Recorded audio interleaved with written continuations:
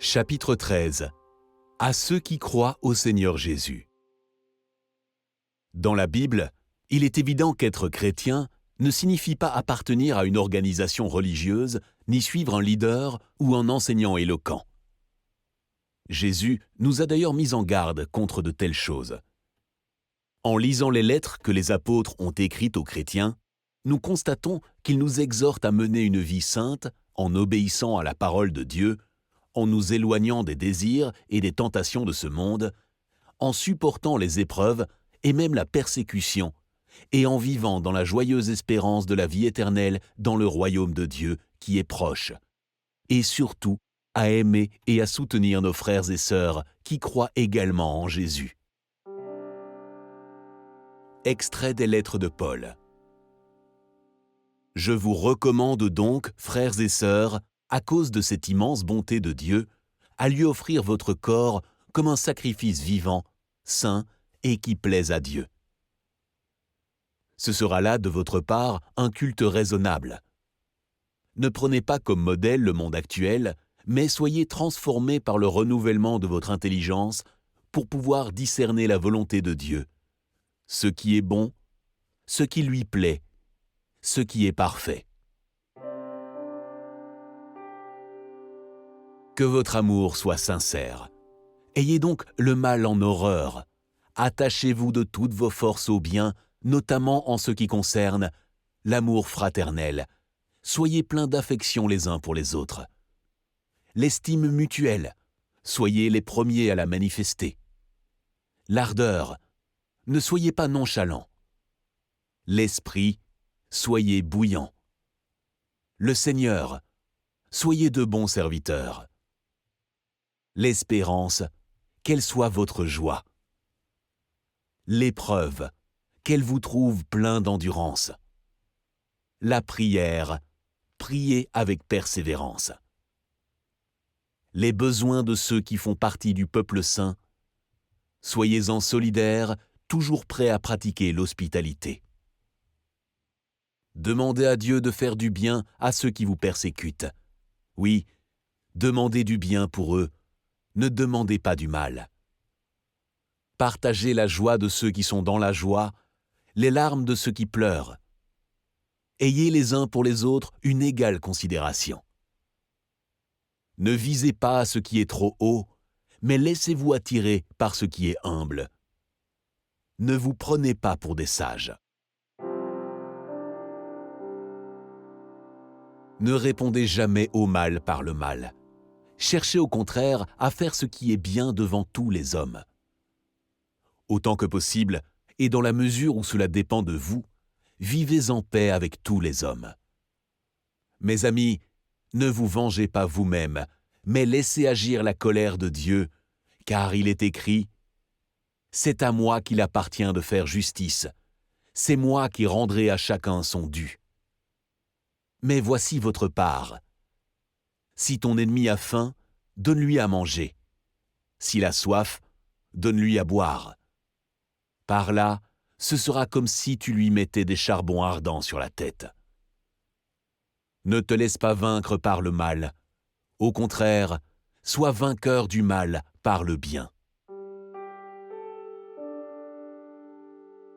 Il nous a arrachés au pouvoir des ténèbres et nous a fait passer dans le royaume de son Fils bien-aimé. Étant unis à lui, nous sommes délivrés car nous avons reçu le pardon des péchés.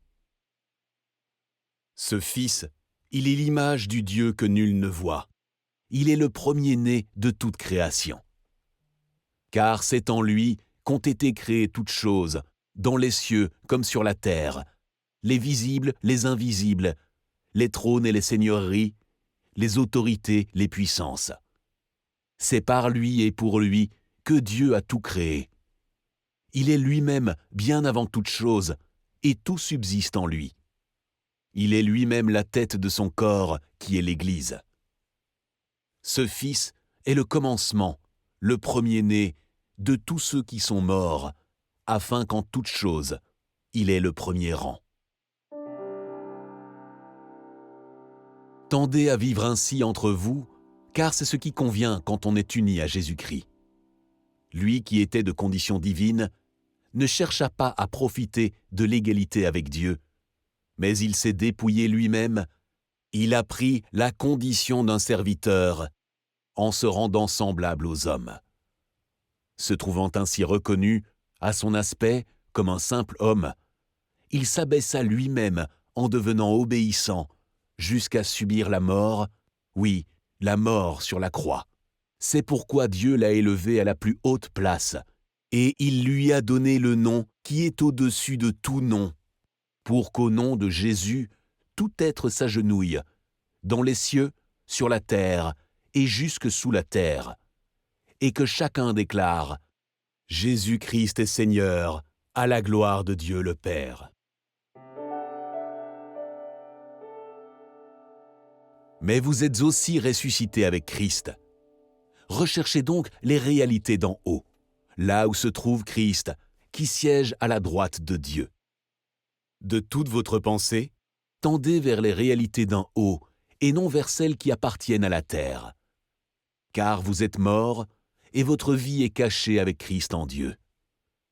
Lorsque Christ apparaîtra, lui qui est votre vie, alors vous paraîtrez, vous aussi, avec lui, dans la gloire. Faites donc mourir tout ce qui dans votre vie appartient à la terre, c'est-à-dire l'inconduite, l'impureté, les passions incontrôlées, les désirs mauvais et la soif de posséder, qui est une idolâtrie. Ce sont de tels comportements qui attirent la colère de Dieu sur ceux qui refusent de lui obéir.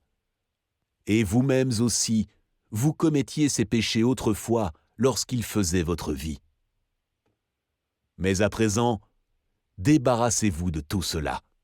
Colère, irritation, méchanceté, insultes ou propos grossiers qui sortiraient de votre bouche. Ne vous mentez pas les uns aux autres, car vous vous êtes dépouillés de l'homme que vous étiez autrefois avec tous ses agissements, et vous vous êtes revêtus de l'homme nouveau. Celui-ci se renouvelle pour être l'image de son Créateur, afin de parvenir à la pleine connaissance. Pour ce qui le concerne, il n'y a plus de différence entre juifs et non-juifs, entre circoncis et incirconcis, étrangers, barbares, esclaves, hommes libres. Il n'y a plus que Christ, lui qui est tout et en tous. Ainsi, puisque Dieu vous a choisi pour faire partie du peuple saint et qu'il vous aime, revêtez-vous d'ardente bonté, de bienveillance, d'humilité, de douceur, de patience. Supportez-vous les uns les autres, et si l'un de vous a quelque chose à reprocher à un autre, pardonnez-vous mutuellement. Le Seigneur vous a pardonné, vous aussi pardonnez-vous de la même manière. Et par-dessus tout cela, revêtez-vous de l'amour qui est le lien par excellence. Que la paix instaurée par Christ gouverne vos décisions, car c'est à cette paix que Dieu vous a appelé pour former un seul corps. Soyez reconnaissants. Que la parole de Christ réside au milieu de vous dans toute sa richesse, qu'elle vous inspire en pleine sagesse pour vous instruire et vous avertir les uns les autres, ou pour chanter à Dieu de tout votre cœur des psaumes, des hymnes et des cantiques inspirés par l'Esprit, afin d'exprimer votre reconnaissance à Dieu. Dans tout ce que vous pouvez dire ou faire, agissez au nom du Seigneur Jésus en remerciant Dieu le Père par lui. Femmes, soyez soumises chacune à son mari, comme il convient à des femmes qui appartiennent au Seigneur. Marie, aimez chacun votre femme et ne nourrissez pas d'aigreur contre elle. Enfants, obéissez à vos parents en toutes choses, c'est ainsi que vous ferez plaisir au Seigneur.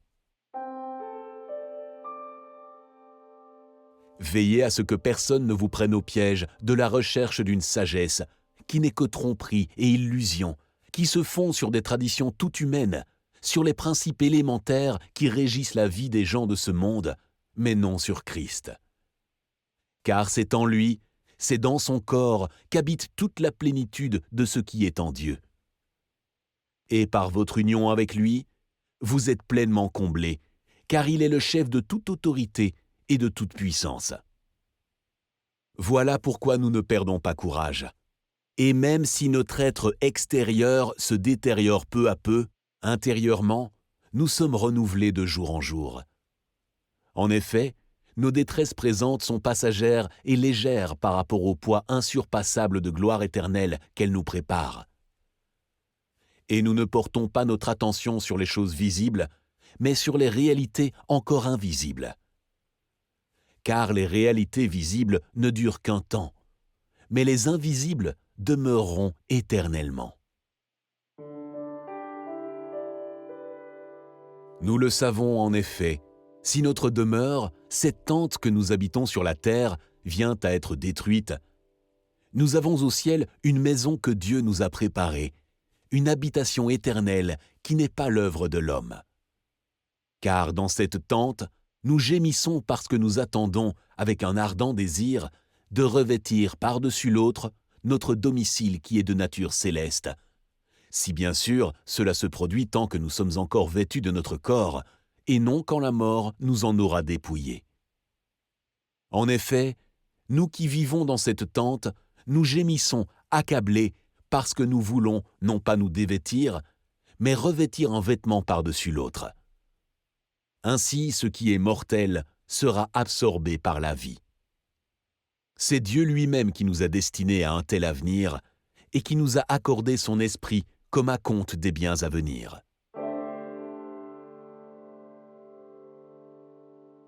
Nous sommes donc en tout temps pleins de courage et nous savons que, tant que nous séjournons dans ce corps, nous demeurons loin du Seigneur, car nous vivons guidés par la foi, non par la vue. Nous sommes pleins de courage, mais nous préférerions quitter ce corps pour aller demeurer auprès du Seigneur.